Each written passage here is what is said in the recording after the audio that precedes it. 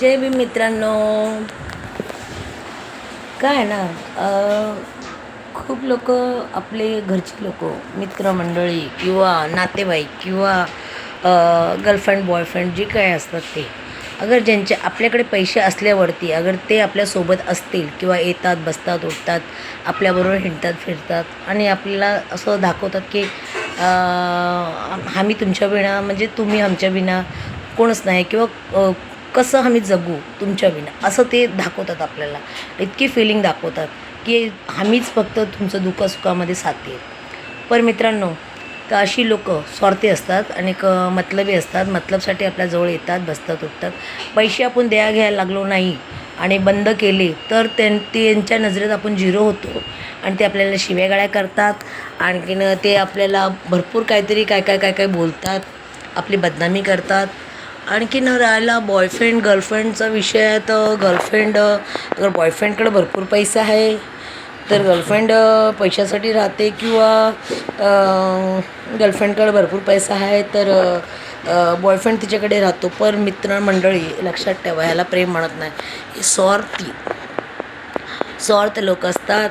आणि आपल्याला कधी, आपल्याकडे जेव्हा पैसे पाणी नसतील त्या टायमाला ही लोक आपल्याला साथ देत नाही आणि पैशाशिवाय त्यांची काय बात नसते.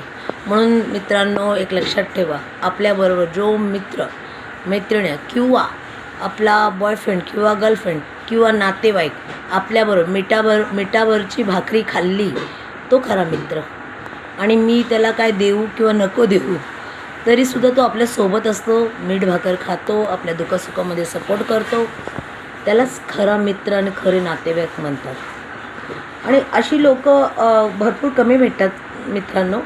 म्हणून तसल्या मित्रांना, मैत्रिणींना किंवा नातेवाईकला कधीच मन दुखवू नका आणि कधीच त्यांना वेगळं करू नका आपल्याकडनं. कारण ती लोक आपल्या रक्तामासाची नसली तरी काय झालं, पण आपल्या दुःखामध्ये साथीदार असतात. म्हणून तसली लोकांना आपण मन दुखवायचं नाही आणि आपल्याकडनं दूर करायचं नाही. प्रयत्न करा की अशा मित्रांना, मैत्रिणींना, नातेवाईकला आपल्याकडनं कधीच त्रास होऊ नये, हे लक्षात ठेवा. आणि अशी चापलुसी करणारी मित्र असतात त्यांना हळूहळू करून आपल्या मनातनं, नजरेतनं आपण पटकन असं काढायचं नाही, हळूहळू करून काढायचं त्याला, की त्याला कळायला पण नाही हवे की आम्ही त्याला दूर करतो. आणि तो असं एक वातावरण तयार करायचं की तो नातेवाईक किंवा आपले मित्रमंडळी किंवा आपला बॉयफ्रेंड गर्लफ्रेंड आपल्याकडनं कधी निघून गेला हे पण आपल्याला कळणार नाही.